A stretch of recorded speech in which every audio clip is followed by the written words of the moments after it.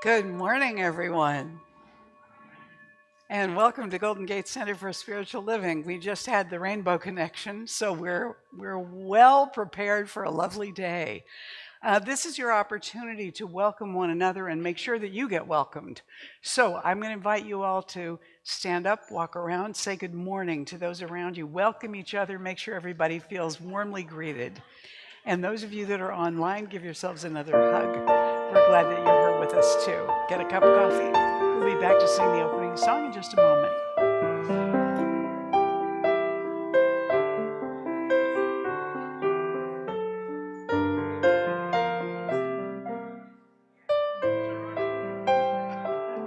Love this song.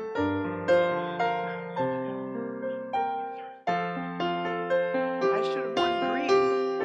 I should have worn green.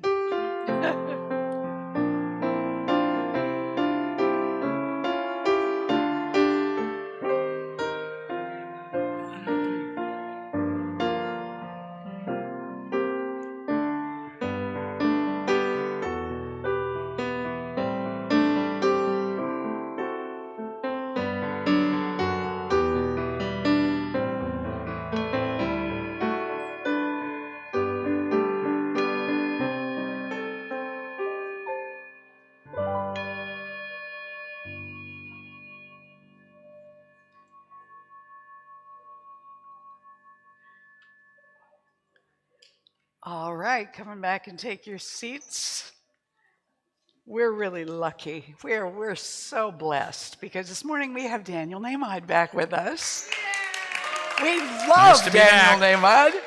And rather than give him a long introduction, I'll just say he's here. Products are back at the back, and we're going to sing one of his songs, God You Are, and he's going to tell you whatever he's going to tell you, so please stand. What is he going to tell you? It is a mystery. Okay, here we go. I am a very big nature lover, and this song I wrote probably in about 2003 or so, and I wasn't too far off of my move to LA from Chicago, during which I drove and stopped in 11 national parks along the way, because I clearly was in no hurry to get to LA. And if you've ever been to LA, you know why. So anyway, here's a song.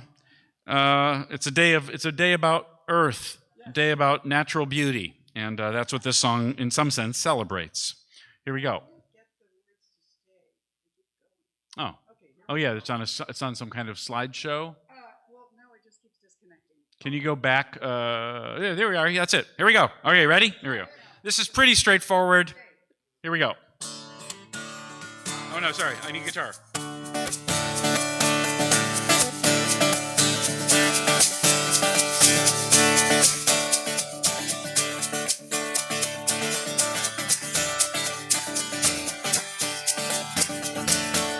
God, you are every mountain. God, you are every ocean. God, you are every canyon, every inch of earth and sky. God, you are every morning. God, you are every midnight. God, you are every moment, every second of my life. Here's the chorus. Everything I see, everything I do, everything I am is you. Everything above, everything below, everything I know is you.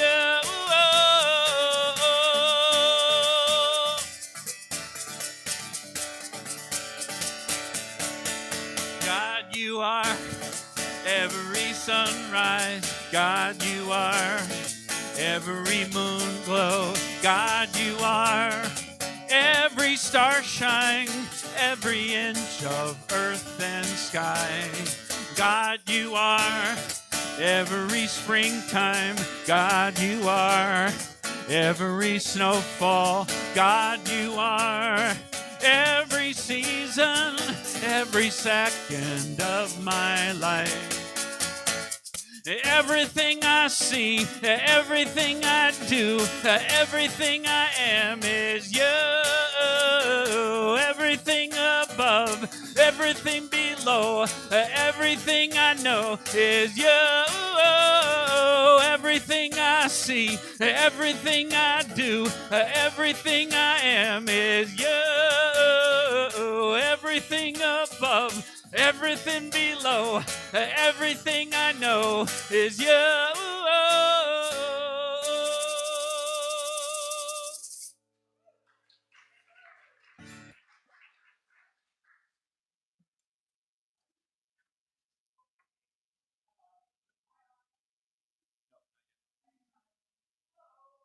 I'm not on.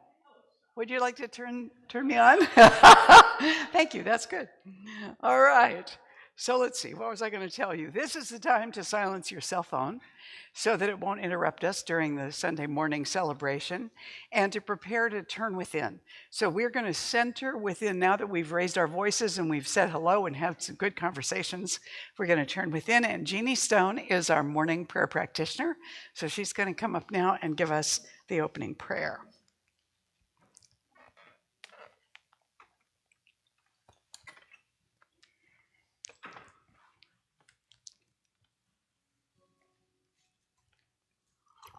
Good morning. Good morning. Is it on? I am on? Thank Okay. you. Okay. We are here for healing. I am here for healing. And I want to tell you that I believe in God, the living Spirit Almighty, one indestructible, absolute, self-existing cause. This one manifests itself in and through all creation, all nature, but is not absorbed by its creation. The manifest universe is the body of God. It is the logical and necessary outcome of the infinite self-knowingness of God. And as that is all of God, we are of God. I recognize one God. Each and every one of us are spiritual beings having temporary human experiences. Each and every one of us radiates the absolute truth through us in our recognition of it. And I know, and I declare, and I affirm for all of us right here, right now, that we are allowing and we accept the oneness of God within each and every one of us to pour forth in our healings and how we love each other, how we love the world, how we respond to the beauty and the kindness of nature. It has been given to us out of itself. And I am so grateful for each and every one of us. I am so grateful to be here with you, each and every congregant and friend of Golden Gate CSL, from our beautiful minister, Reverend Mary, to each one of you through our music, through all the efforts that are coming forth through each and everyone's love. I give thanks. So I release this word now into that law of mind where there is no time or space. And I accept that it is instant according to the belief that I hold. Please confirm with me by saying, and so it is. And so we let it be. Amen. Amen. Thank you, Jeannie.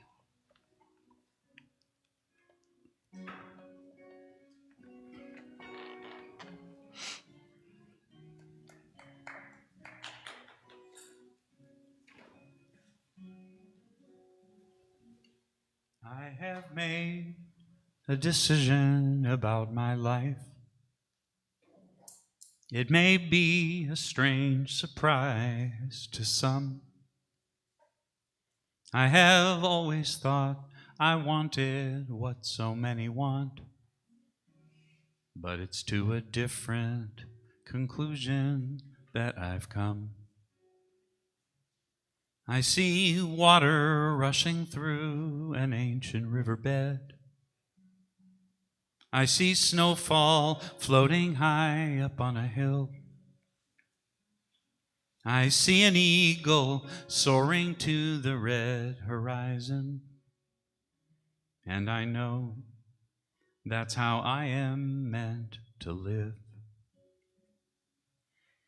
Oh, I need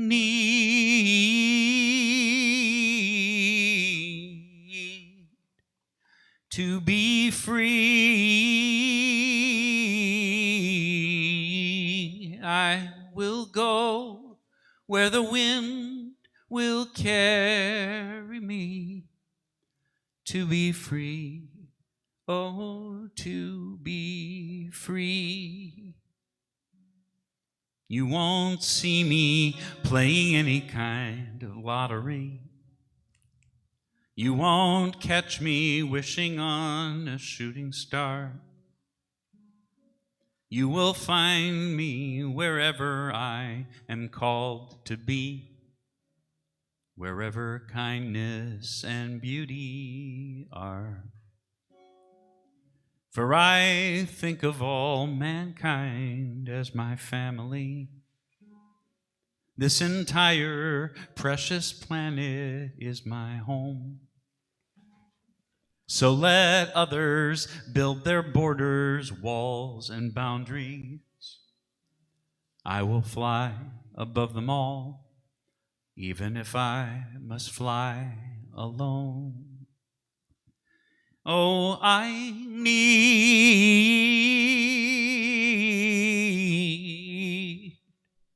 to be free. I will go where the wind will carry me.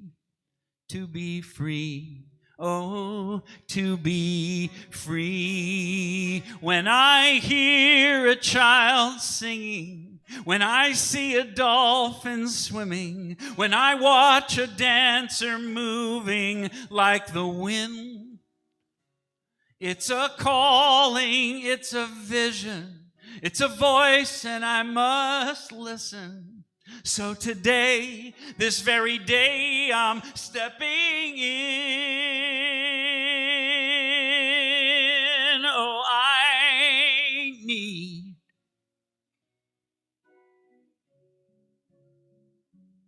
to be free. I will go where the wind will carry me. To be free, oh, to be free. I will go where the wind will carry me. To be free, oh, to be free. Oh, oh, oh, oh.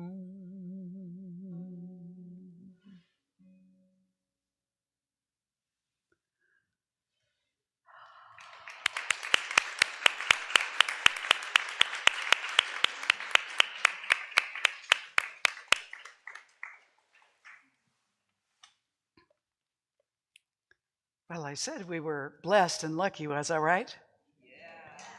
Yeah. Yeah. We're coming on to Earth Day this week. And I think in Northern California, probably Earth Day is appreciated maybe more than anywhere else because there's something about this place that we live in that sort of vibrates the presence all the time. And when we have a moment to just stop and notice it, then we have a chance to actually tune into that which is speaking to us all the time. All the time. I'm talking about sacred connections this year. And so this month of April, I'm talking about connecting with our roots, and what is more connected to our roots than looking at our connection with the earth. And our relationship and responsibility for the earth and everything on it. We are looking today at nature as sacred space. You've heard of thin places, right? People talk about thin places in Ireland or other places in the world where the veil between the worlds is considered to be very thin, where you can more easily contact that which is infinite, that which is everywhere.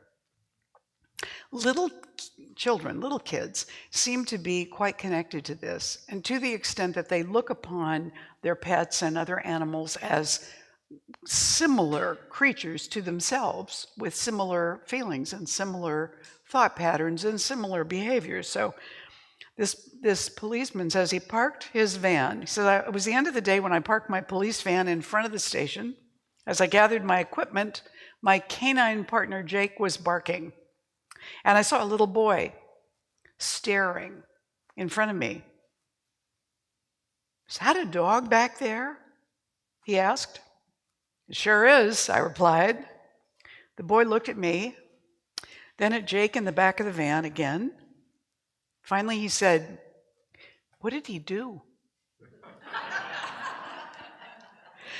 Our decision that something must apply the same to an animal as it does to a person is looking at the family of creatures and recognizing our connections and our similarities to them.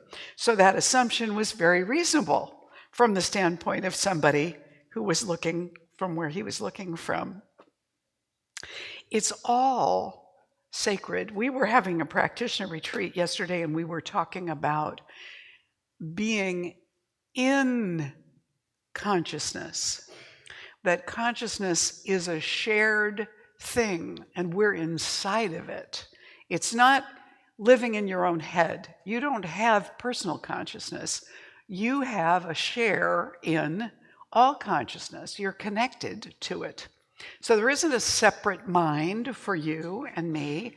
There is one infinite consciousness, and our brains use it. They are receivers for the input of that consciousness.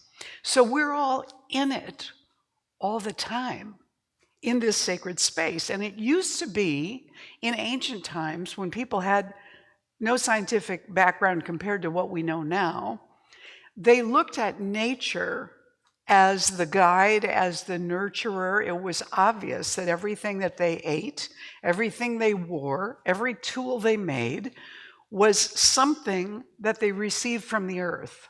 They didn't materialize stuff. They used what was there. And so we think of thin places as those places where we can connect with the infinite. But in those times, thin places or sacred places were all around them in nature, in the wells, in groves, in mountaintops or caves, at the ocean or in the desert. Wherever they were, there was some place they could go to nearby that was an opening place for connecting with spirit. There was something mystical or magical about it. And what they learned is that if they observed plants and animals, they learned things about how to be on the earth. So they recognize they're looking at these things that have been on the planet long before they were ever born. And these things know how to interact with each other and with the earth. So if they watched the birds, if they watched the squirrels or the foxes or the bears, they could learn things about how those animals interacted, where they found food, who was who on the pecking order, and they began to observe the seasons, day and night, the stars, the movement of the tides, and the behavior of plants and animals in order to gain awareness of what was true at a deeper level, of what was already all connected. How did they then learn from that and receive guidance from that so that they too felt connected? John Burroughs said, one of the hardest lessons we have to learn in this life, and one that many persons never learn, is to see the divine, the celestial, the pure, in the common, in the near at hand, to see that heaven lies about us here in the world. It's already here. Behold, the kingdom of God is at hand. It never went anywhere. It's always been there. The kingdom of God is right here. Brian Patrick said, who is our neighbor? The Samaritan? The outcast? The enemy? Yes, yes, of course, he says, but it is also the whale, the dolphin, the rainforest. Our neighbor is the entire community of life, the entire universe. We must love it all as ourselves. So when we're looking at anything else, any person or plant or animal, it is a reflection of that larger consciousness, and in a sense, it's a reflection of us. So if we look upon that and recognize it as a relative, as another being in the consciousness, we might still learn some things. We might still discover some things from that very presence itself. So these folks sat in the quiet and just observed the movement of the river and what was going on the banks of the river, and how the trees clustered nearer the river to be there for receiving the water. They learned things about how it all worked. Now we step back and we get panels of scientists together who do experiments, and then they tell us the same things these folks learned from paying attention. So we're one step removed, or maybe several steps removed, from just sitting and observing over days and months and weeks and years. Not that they didn't get up and move around and do what they needed to do, but you know what I mean. It became a cumulative awareness. Then something else happened. Nature was still scary sometimes, or amazing sometimes. There was a mystery to it. It was mystical and powerful and magical and dwarfing of human beings. It was a manifestation of something more powerful. So if people stood in the midst of a lightning and thunderstorm, or they experienced a hurricane or a flood or an earthquake or a lightning storm, they were very aware that power existed, but they didn't really understand it, and they knew that. But they began to associate those powerful manifestations with gods and goddesses. This is the god of thunder. This is the god of the ocean.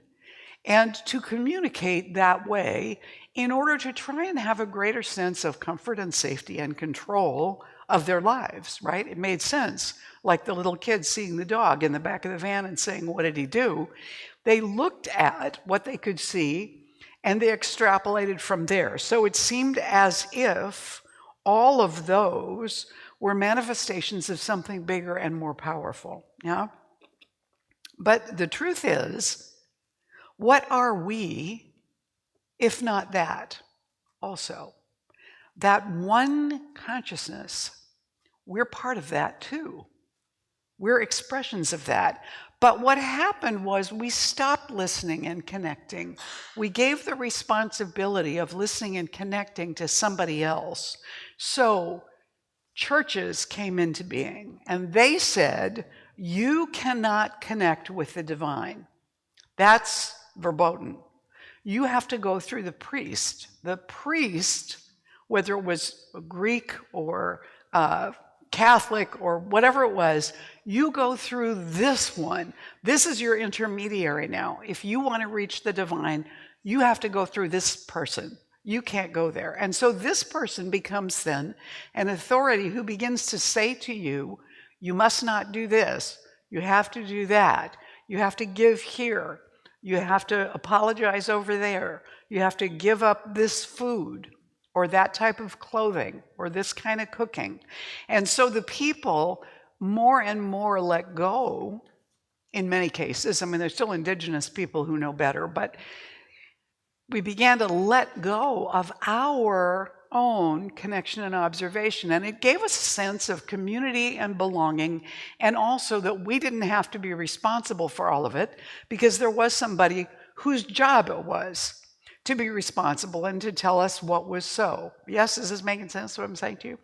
And so we stepped away, and there were severe punishments for violating that. If you blasphemed, if you did something at the wrong time on the wrong day, you could be severely punished. So that was even more reason to let the priests have it. You could also be rewarded for doing everything they said and following everything they said. So they kept the people kind of ignorant and dependent that way. They're lots easier to manage, you know. People who don't know how something works, you can tell them anything. They might believe you. So we stepped back, and then when we came into the Age of Enlightenment, we evolved into scientists and doctors. Scientists and doctors, oh, they know. My mother was of the generation that if a doctor told you to do something, that's what you did. Didn't matter if it made sense or you thought it was a good idea or it made you feel better. And I can remember toward the last couple of years of her life, she was on a blood pressure medication that made her very nauseated. She was in the hospital at one point, and I was there, and she was saying to me, you know, I don't like this because when I take it, it makes me feel nauseated, and I can't see living if I'm going to feel like this. And I said, well, I don't disagree with you about that. And it so happened there was a nurse in the hall who heard her say that. And the nurse came in and she said, Mrs. Murray, if you don't want to take that medication, you don't have to take it. And my mom said, really? Then I think I won't. And that was the end of that. We now are of a generation that's more willing to ask questions about that stuff, to find out more about it, to see if we really believe that's the best option for us. So we're a little more difficult to corral, to manage and control, because we think we've learned things, we've done research, we've tried this before, we've tried that before. We know a cousin who said this helped their neighbor, you know. We've got all of that in addition. And so scientists and doctors are not so much God anymore. But we're now at the point where we want to throw the baby out with the bathwater and pretend that none of what they said made any sense at all, which is also a little ridiculous. All of that is to say that we lost contact with those thin places, with the observation, with the discovery of how things work ourselves. And yet, we don't actually need to go somewhere else to experience thin places. There are places in the world, of course, that have that reputation. Maybe people have gone there for generations, and so it feels, you can feel it feels different when you're there. And yet, if we are one in consciousness, where is that thin place really? Where is that thin place? We carry it with us. You can only connect to something when it's already inside. We were also talking yesterday about qualities, for example, qualities of God. And I said, if I told you that my chosen quality of God was springifying, you might look at me like David, like, springifying? What is springifying? And then if I described it to you, you might have an intellectual understanding of what I just said, but you wouldn't know what that quality was unless it was something you had experienced. Now, I made it up. I don't know what it is either. But if this is the thing, the way that we recognize these things as qualities that we admire or that we avoid, we do that out of a knowing of what they are, because we've experienced them on the inside ourselves. How would you recognize a thin place if you weren't already carrying it inside of you? And so when you meet it, that awareness within you rises up for that thing. And you know, it doesn't seem like thin places are thin places for everybody. I have a thing about Peru. I see Daniel's taken a group to Peru, but it's sold out. Okay.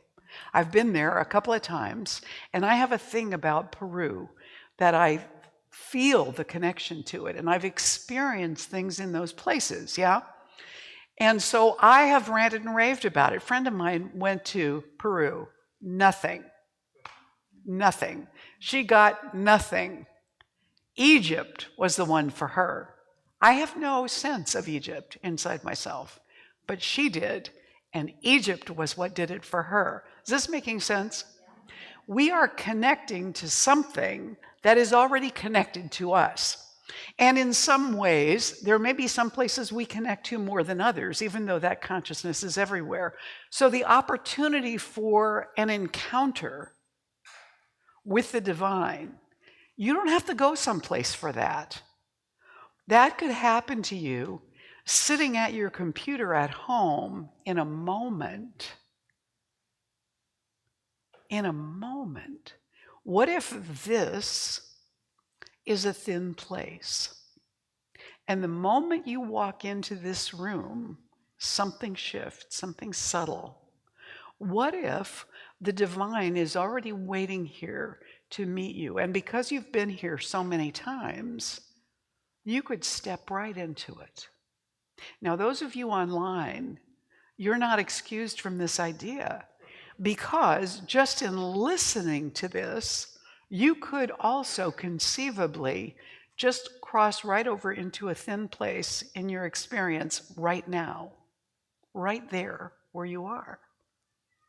So we carry that mystical mystery within ourselves all the time as a manifestation of the divine presence. We are that mystery.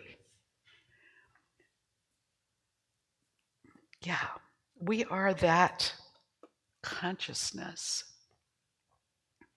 Yesterday, I took a bunch of pieces of paper to the practitioner retreat to demonstrate to the practitioners how our brain makes up information. It makes it up for us to fill in blank places. So in each of your eyes, you have a blind spot, because the retina, which receives the images, is where the optic nerve comes into your eyeballs. They don't have any photoreceptors on them. So there is a spot in each eye where that comes in through the retina, and you have a blind spot. You never notice it looking at the world. You never see gaps where things should be, because your brain fills in what's missing. It generalizes with what's around it and fills in the missing information, and you never know it. It's happening all the time. We don't hear the world as it is. We know that dogs and bats can hear much, much higher frequencies, and that elephants and giraffes can hear much lower frequencies than we can hear. Is that sound? Well, they hear it. But here's the thing.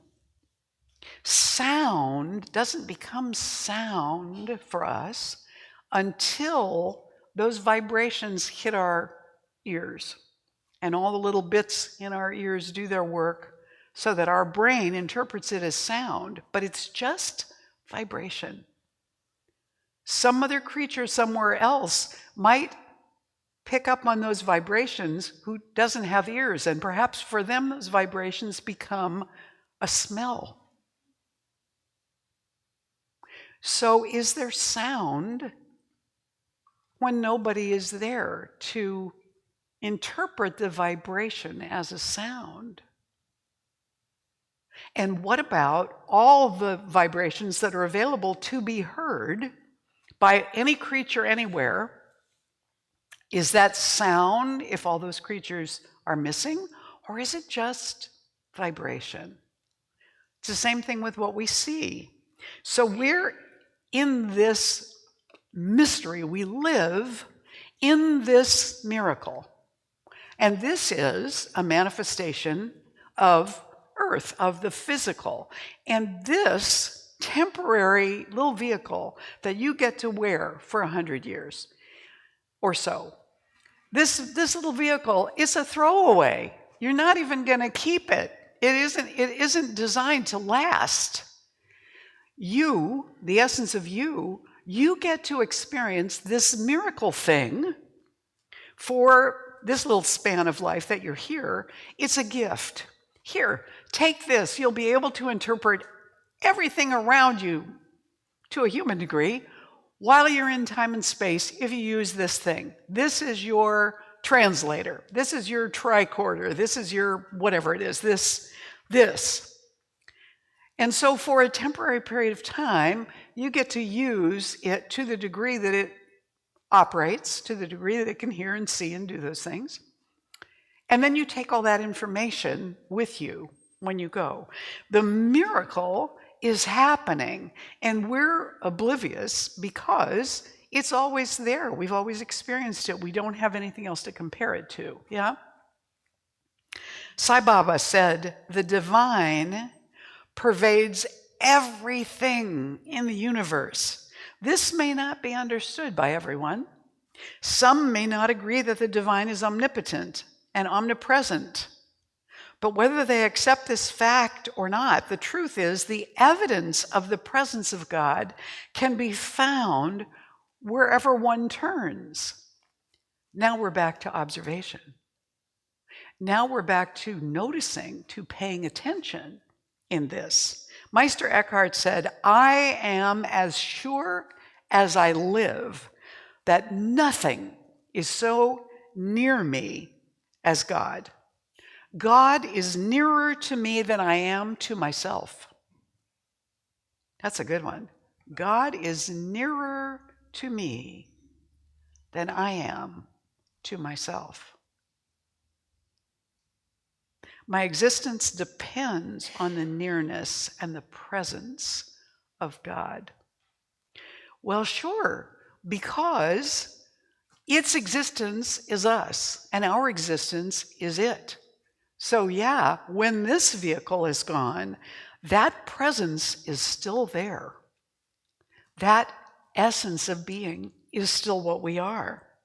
In the book of in the book of Job, Job says to his friends, but ask the animals and they will teach you, or the birds in the sky and they will tell you, or speak to the earth and it will teach you, or let the fish in the sea inform you.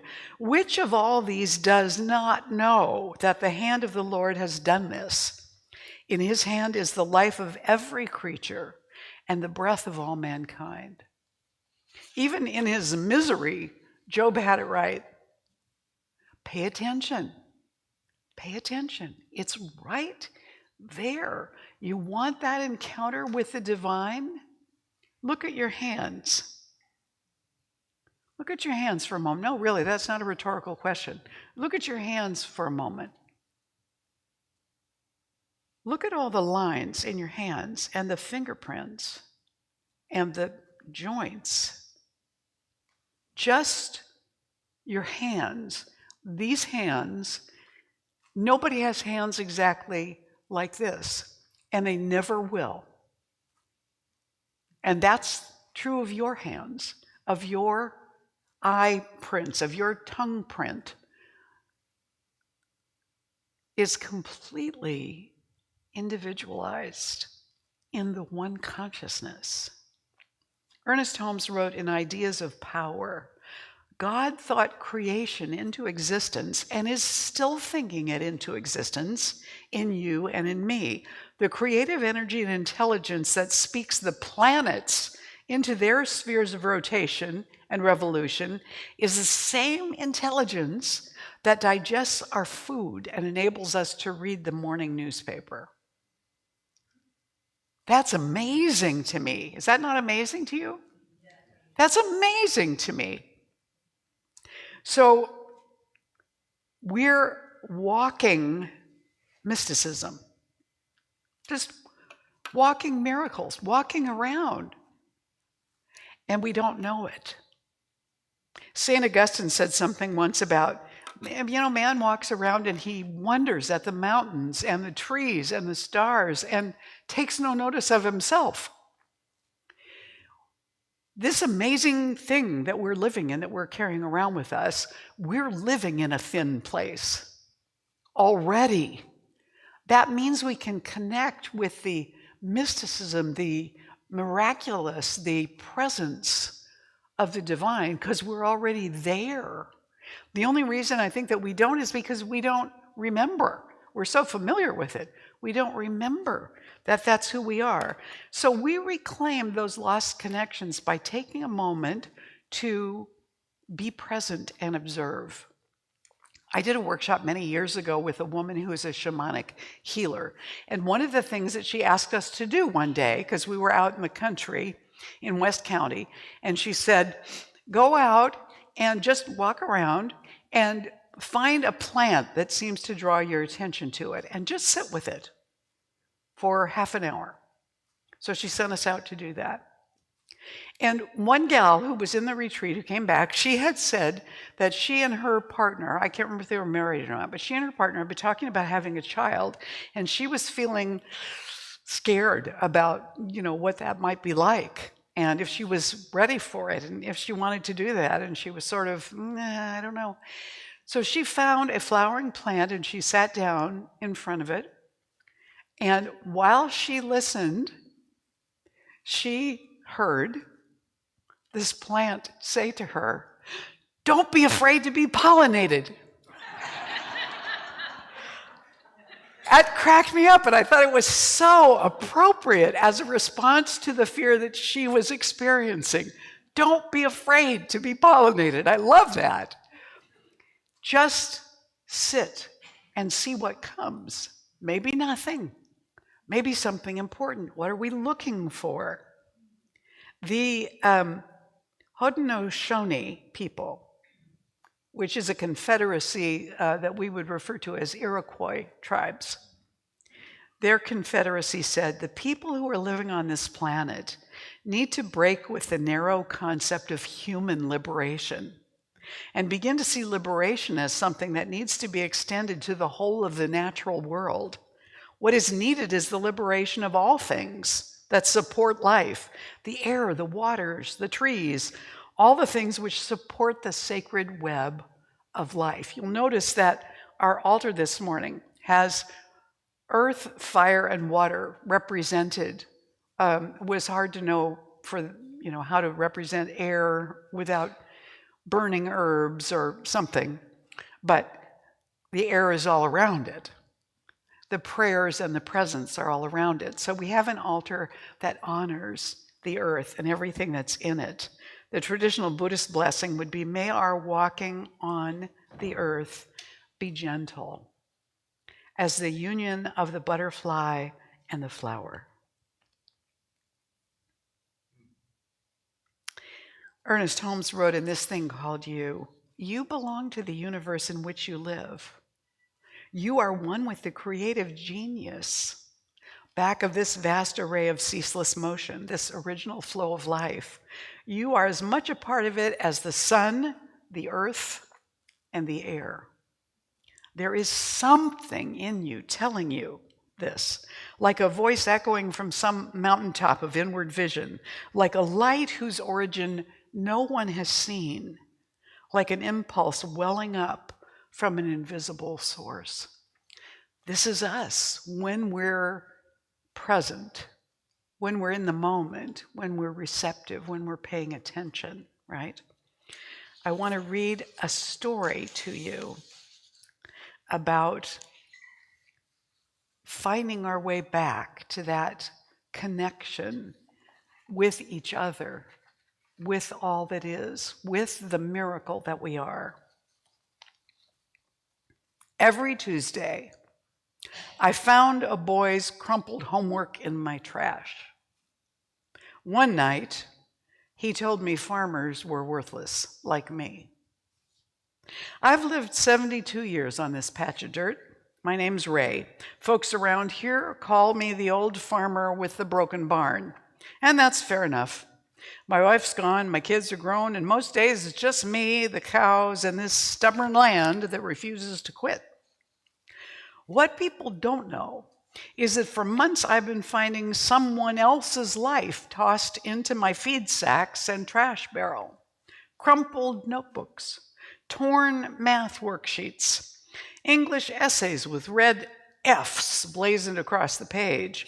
At first I thought it was just wind carrying scraps from the school down the road, and then I noticed the same handwriting, always scrawled in anger. I'm dumb. Nobody cares. School is useless. It punched a hole in my chest every time, because once upon a time I was that kid. Teachers said my hands were good for milking cows, but not holding pencils. My father said, brains don't grow corn. And I believed him until it was too late. One night I caught him, the boy, standing by my shed under the security light, clutching another ripped page. His name was Tommy, the neighbor kid, 12 years old, freckles, and 2 big sneakers. What are you doing with my trash? I barked, trying not to scare him. He flinched, but snapped back. It's not trash, it's my homework. Dad says I'll end up like you anyway, digging dirt, nothing to show for it. I froze. Like me. Worthless. Dirt. I didn't yell. I didn't chase him off. I just let him run, his voice echoing long after he was gone. That night I sat at the table with an old seed bag beside me, pulled out a Sharpie, wrote on the back, "This seed looks useless, but give it sun, water, time. It feeds the world. Don't throw yourself away." I tucked the note and a handful of kernels into the barrel where he always left his papers. Felt foolish, like a farmer writing fairy tales to the night. Next day, it was gone. The following week, there was another sheet in the barrel. Math problems. Half wrong. At the bottom, written in shaky pencil, "How can a seed be smart?" I grinned. Wrote back, "Fractions are seeds too. Slice a pie into 4, eat one, that's a quarter. Even a farmer knows that." And so it began. A secret exchange, him throwing broken pieces of himself into my trash, me sending them back stitched with hope. He confessed he couldn't spell because. I circled it and wrote, "You spelled it right this time. Keep going." He said his dad called farmers dumb. I scribbled, "My dirt puts food on his table. Dumb don't do that." Week by week, his words softened. He started signing them, Tommy. And one day, tucked beside the page, was a candy wrapper folded into the shape of a star. But secrets don't stay buried long in small towns. His father stormed over one Saturday, red face, fists like hammers. "You stay the hell out of my boy's head. He don't need farmer nonsense. School's already enough of a joke without you filling him with lies." I didn't raise my voice.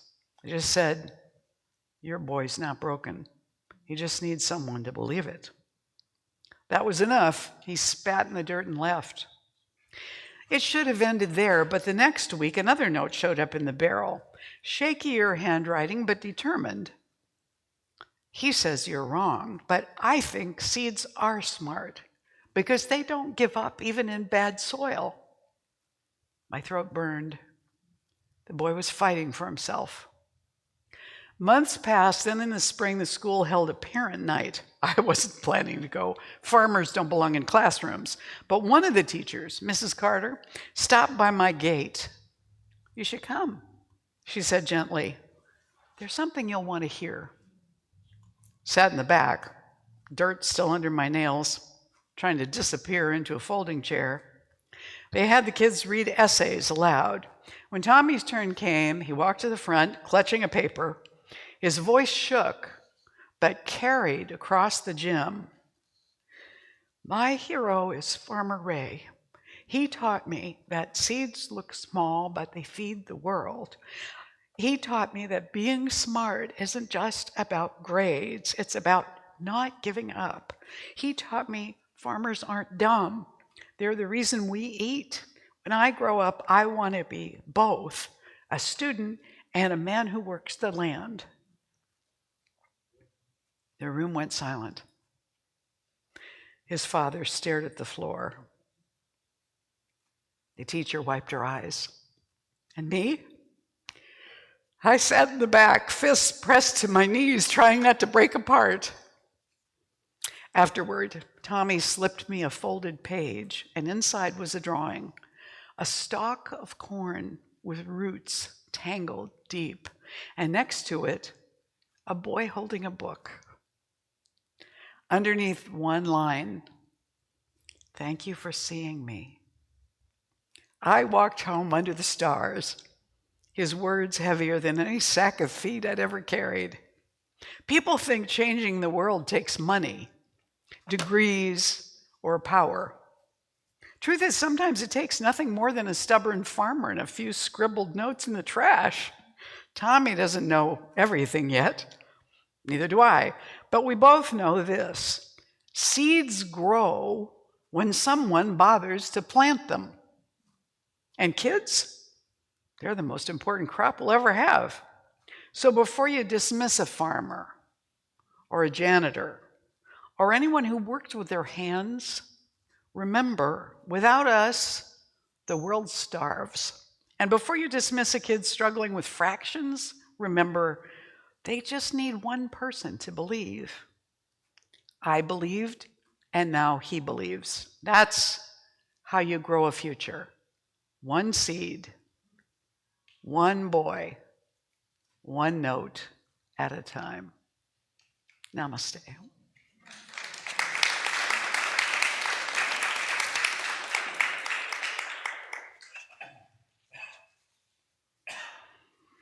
So, let's take a moment now to go ahead and turn within and just allow this Earth Day to embrace us right here, right now, in this consciousness of all that is. We recognize the blessings of the earth in so many ways, in food and in beauty, in fragrance and in gorgeosity. We too grow in this one consciousness as seeds, as flowers, as food, as fragrance, as the presence and energy bringing itself forward. So we step into this week now, allowing that awareness to live and resonate within us in such a way that we are present, that we see more, that we appreciate more, and that we nurture the seed within us. With gratitude, I let this prayer go into the creative law of mind and spirit and simply let it be so. I let it go in love. I let it be. And together we say, and so it is. Please stand and join me for the morning affirmation.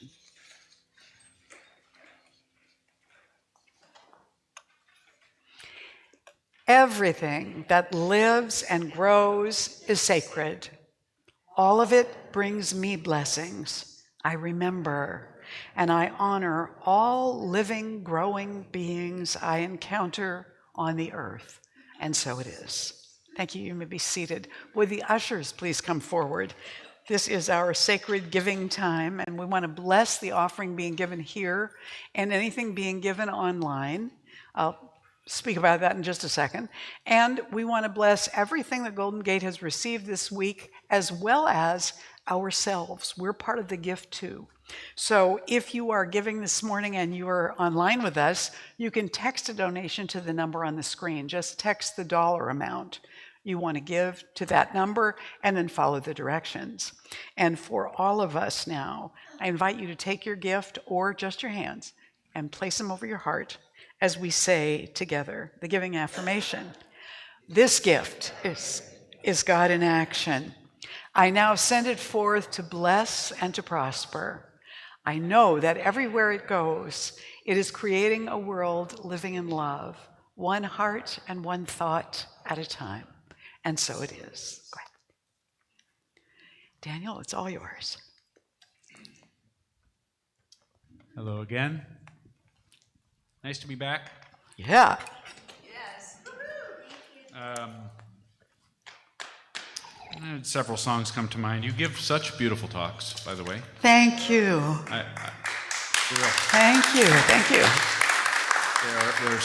They're, in case you're wondering, no, not everybody does talks so thoughtful and insightful and evocative. I mean, it's noticeable for me. I'm in a different church kind of every weekend for, almost 30 years. Yeah. And, but it's noticeable how good you are at your job. How good that is. So naturally, I free associate songs, and this song came to mind several times. So I'm going to go ahead and do this one. And before I do, thank you again for having me. And and you mentioned Peru. Yes, I lead 2 trips this year, one to Peru and one to Scotland and England. Scotland and England is in October. I have a few spots left, and Peru is sold out for this year, but I already have a list for next year, so if you're at all interested, you're invited to just ask me about it. I have my wife's jewelry. I have a couple pieces of woodworking that I made, and that my wife embellished with metal, a couple of memory boxes, and I have music, a USB drive, which has like 14 albums on it, so, and individual albums, so there's a lot on the table, or just come by to say hi. Yeah. And I'm off this afternoon. I was telling a couple of you today. I'm off to see, actually, some of you met my friend Mike. He came here a couple times ago. He's a bassoon player who plays with the San Francisco Symphony and with the ballet and with the opera.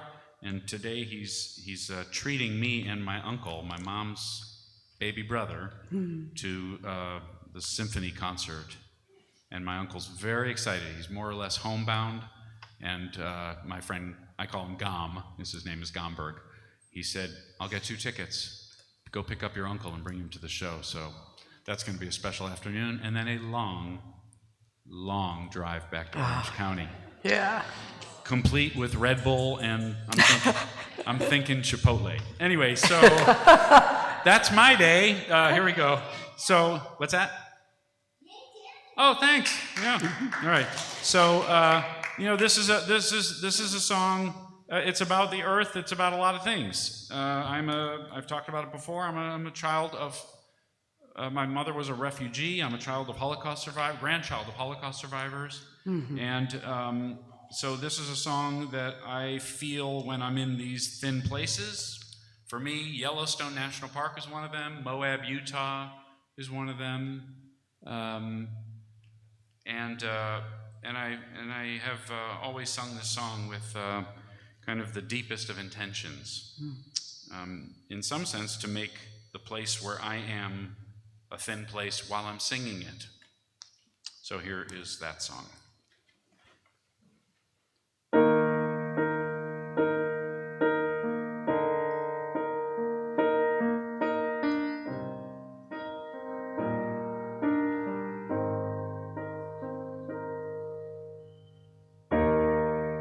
There's one power, invisible, and you see it everywhere and every day. One power, indescribable, and you speak of it with every word you say. mysterious until you know the truth. As simple as the love inside of you. Call it God, call it Spirit, call it Jesus, call it Lord, call it Buddha, Baha'u'llah, angel's wings or heaven's door. But whatever name you give it, it's all one power, can't you see? It's the power of the love in you and me. We speak so many languages, different clothing, different colors, different names. But different is only dangerous when we forget that in the heart we're all the same. And we'll remember once we close our eyes to see that such distances were never meant to be. Call it God, call it Spirit or Jesus or Lord, call it Buddha, Baha'u'llah, Hashem or Heaven's Door.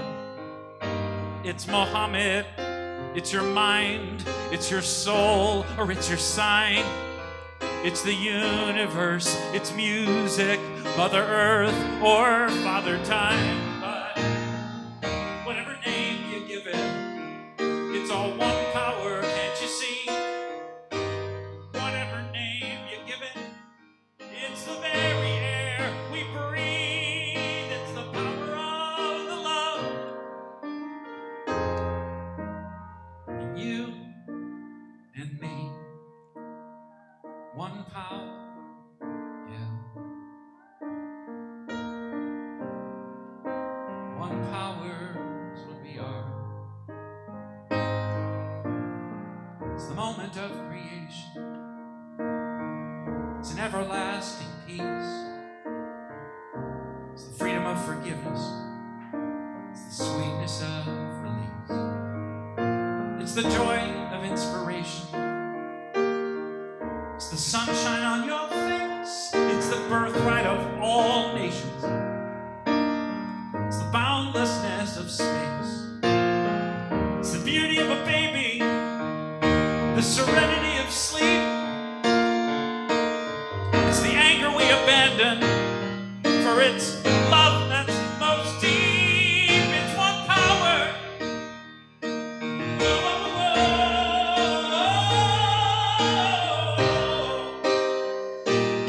What we are is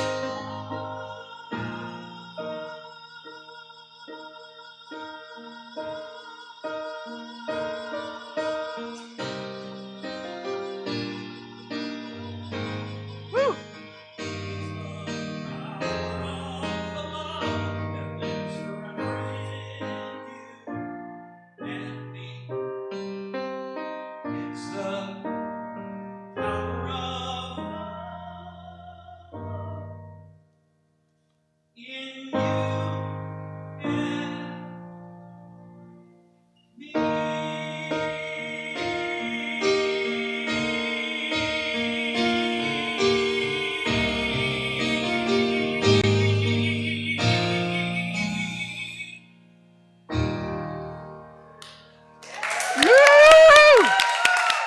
Woo!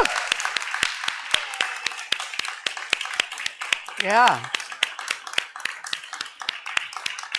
Woo! So we, all of us together here, on behalf of Golden Gate Center for Spiritual Living, accept this offering and send it out into the world for more thin places. And so it is.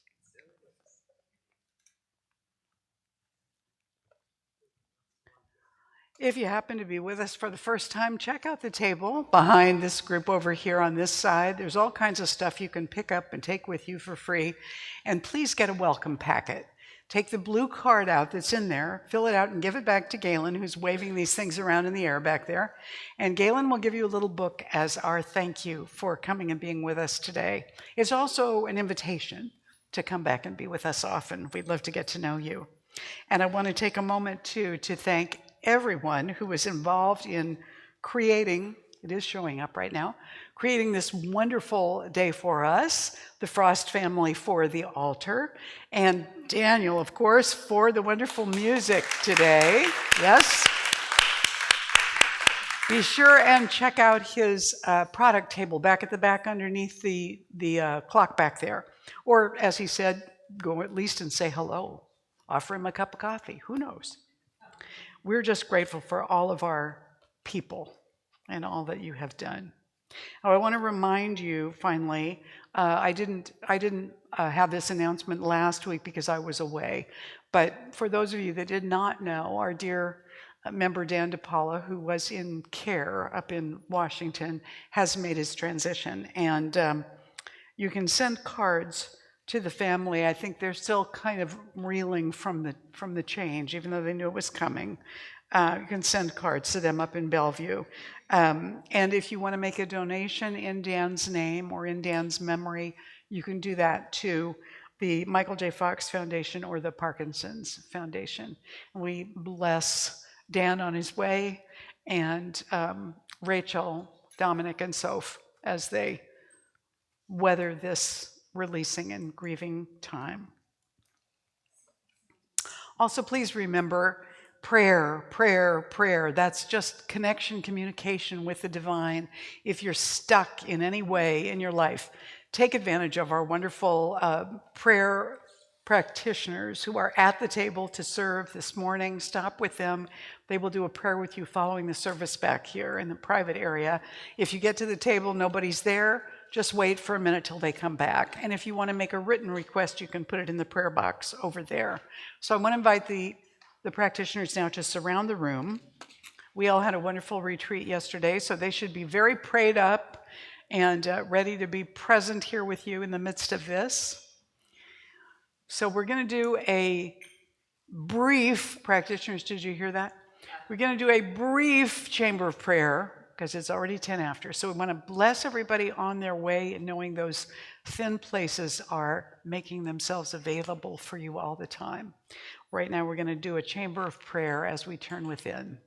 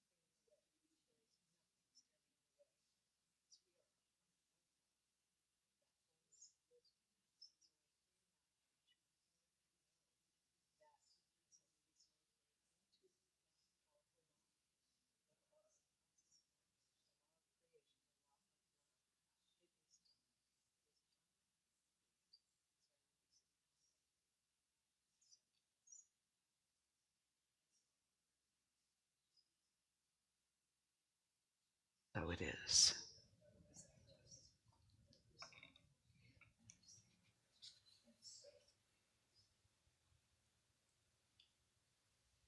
And so it is. Please stand and join us for the closing blessing and song. And do remember, if you want to give us your musician feedback info, just hand it to me after the service if you didn't put it in the offering basket. Please join me. I now walk so that whoever walks beside me dwells in the presence of God, and whoever places a hand in mine is lifted, and whoever thinks of me is illumined with God consciousness. For spirit and all people and I are one eternally, and so it is. We know this song.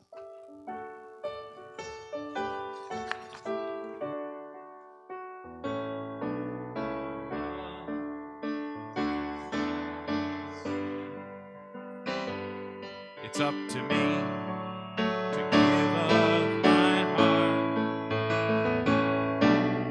Love is my decision. No one else can tell me to start. And once I decide to change my mind, God will show me how. Love is my decision right here and now. Love is my decision. It's up to me to stand on that bridge. Love is my decision. No one else can make me forgive. And once I decide to change my mind, God will show me how.